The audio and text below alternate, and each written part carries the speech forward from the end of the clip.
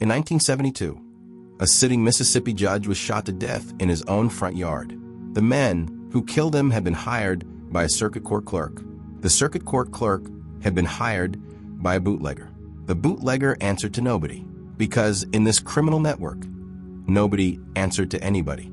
There was no boss, no commission, no organizational chart a federal prosecutor could subpoena, no hierarchy to dismantle, no capo to flip, no structure to prosecute.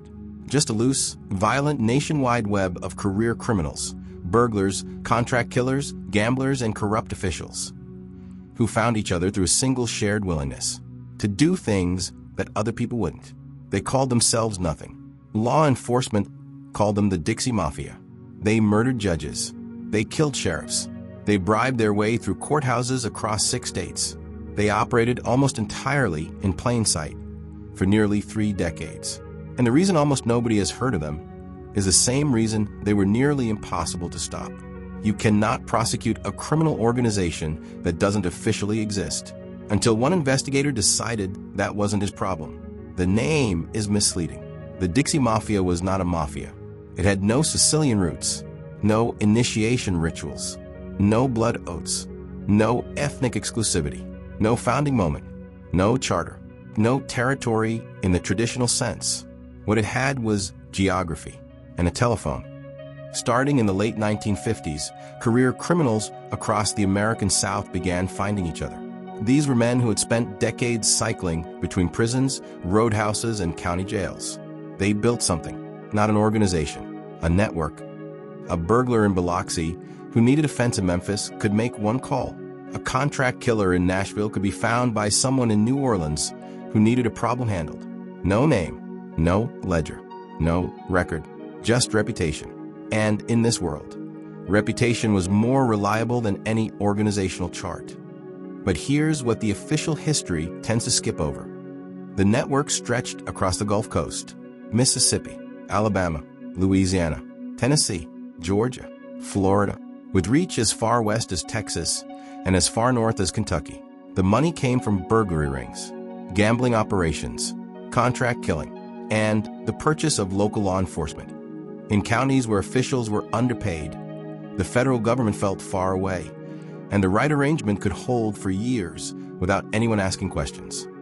What made the Dixie Mafia different from ordinary regional crime wasn't just the violence. It was their relationship with local government.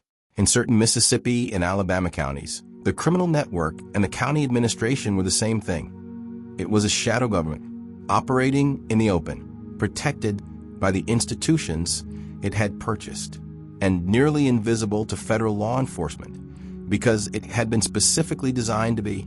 If the Dixie Mafia had a capital, it was Biloxi, Mississippi. Biloxi had waterfront tourism, military bases, and a gulf between the city and state regulators wide enough to run a criminal economy through. By the 1960s, illegal casinos were operating openly, inside buildings whose front doors said restaurant or hotel. And nobody official seemed to notice, because the officials had been purchased.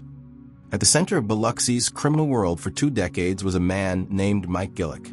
He owned a nightclub called the Pink Pony. It functioned as an informal meeting point for Dixie Mafia-connected figures moving through the coast. Gillick wasn't a boss. He was a hub. His value wasn't authority. It was relationships. The network's violence wasn't random. It was functional, deployed against 2 categories of target. The first was internal, informants, members who had become liabilities, criminals who had stolen from other criminals. The second, and this is what set the Dixie Mafia apart from nearly every other American criminal network of the era, was institutional. They killed law enforcement officers, prosecutors, judges, people whose entire job was to stop them. What nobody talks about is what that actually meant, not just for those individuals, but for every official in 6 states who understood what had happened to the people before them. The clearest example, Judge Vincent Sherry and his wife Margaret. Sherry was a Biloxi municipal judge. He had political ambitions. He also had, as investigators would discover, a complicated set of financial relationships with figures connected to the Gulf Coast criminal economy. In September 1987, Both Judge Sherry and his wife were shot to death in their home. The investigation took years. It ultimately connected the murders to a contract arranged through the network.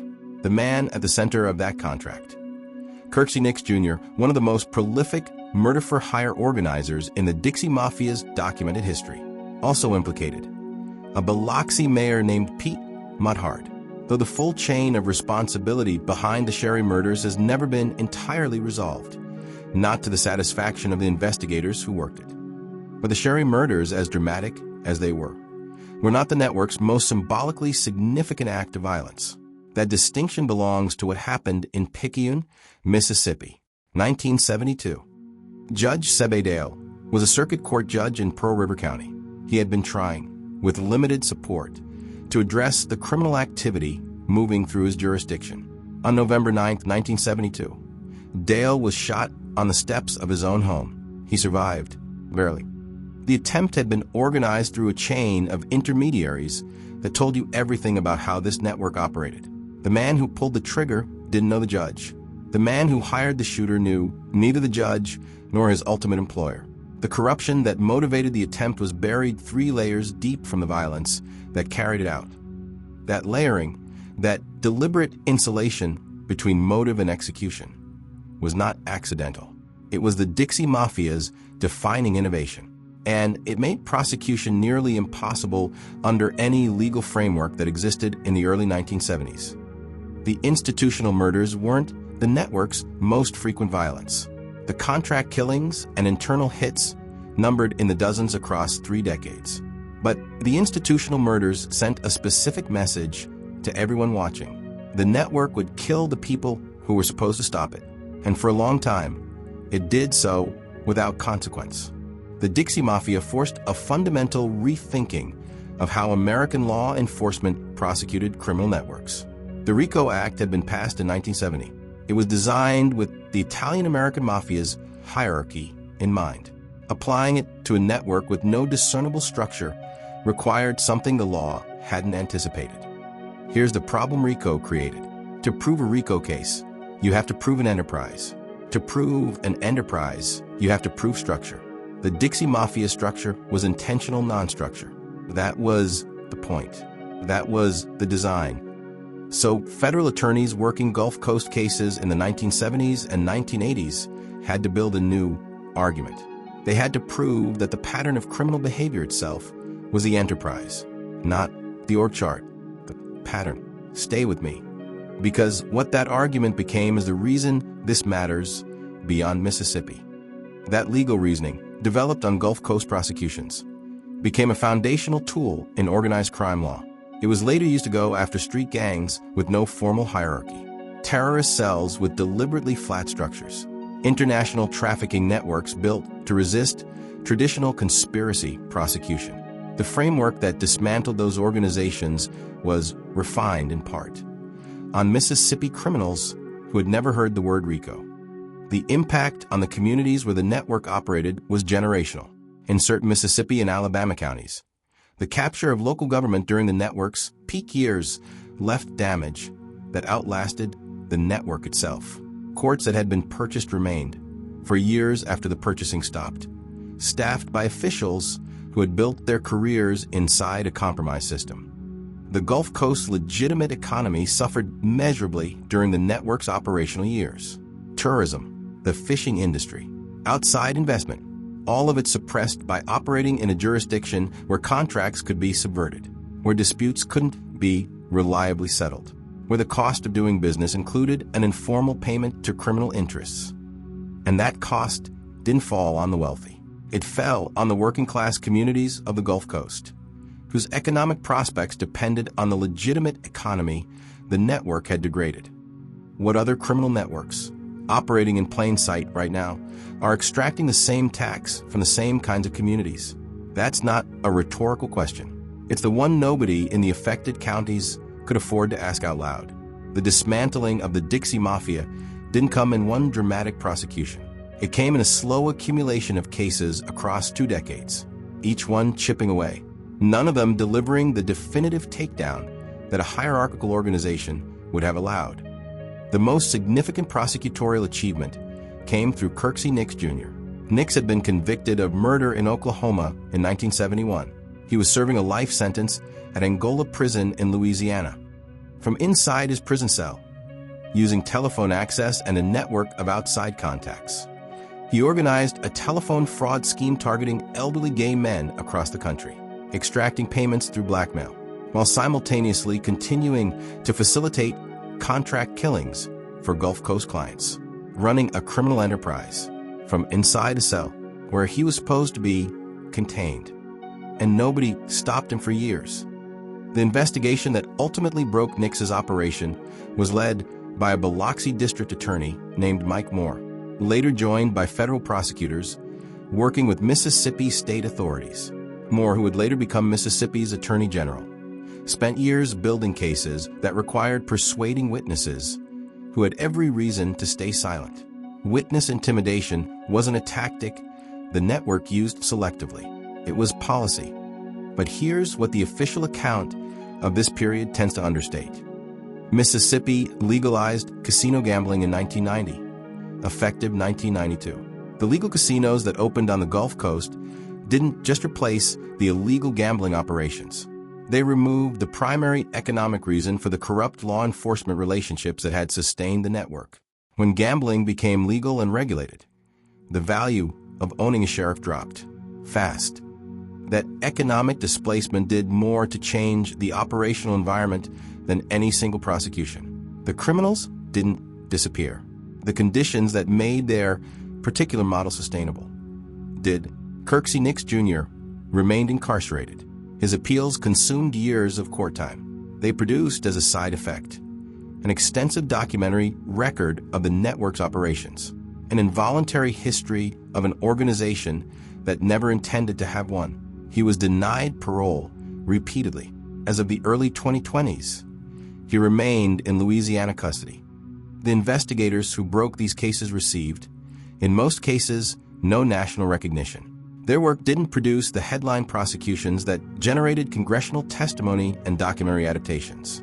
What it produced instead was a series of Mississippi and federal court records. Together, the most comprehensive documentary history of an American criminal network that almost never gets mentioned alongside the organizations it paralleled. The Dixie Mafia and the Italian-American Mafia were not the same. They didn't operate the same way, but they occupied the same American underworld. They used each other's services. They understood each other's logic. What separated them, in terms of historical attention, federal scrutiny, and cultural memory, was not scale of violence, not sophistication of corruption. It was that one of them looked like what Americans expected organized crime to look like. The other one looked like their neighbors. The Dixie Mafia murdered judges, killed sheriffs, bribed their way through courthouses across 6 states, and operated for nearly 30 years without generating a fraction of the federal attention directed at organizations that killed fewer people and corrupted fewer institutions. The reason is not complicated. When organized crime looks foreign, when it has Italian names and New York accents and ritual, it fits the story America tells itself about where danger comes from. It comes from outside. It comes from difference. It can be prosecuted, contained, resolved. When organized crime looks like the county sheriff, the circuit court clerk, the man who owns the roadhouse on the highway outside town, when it is built from people who grew up in the same counties as the people it destroyed, it doesn't fit that story. So here's what I want you to sit with. The Dixie Mafia's greatest operational advantage was not its violence. It was its invisibility. And that invisibility wasn't an accident. It was the product of a country that had very specific ideas about what organized crime was supposed to look like, and zero interest in looking closer when it didn't match. So tell me this, and I want a real answer in the comments. If the Dixie Mafia had operated out of New York instead of Mississippi, would we know their names the same way we know Gotti? The archive stays open.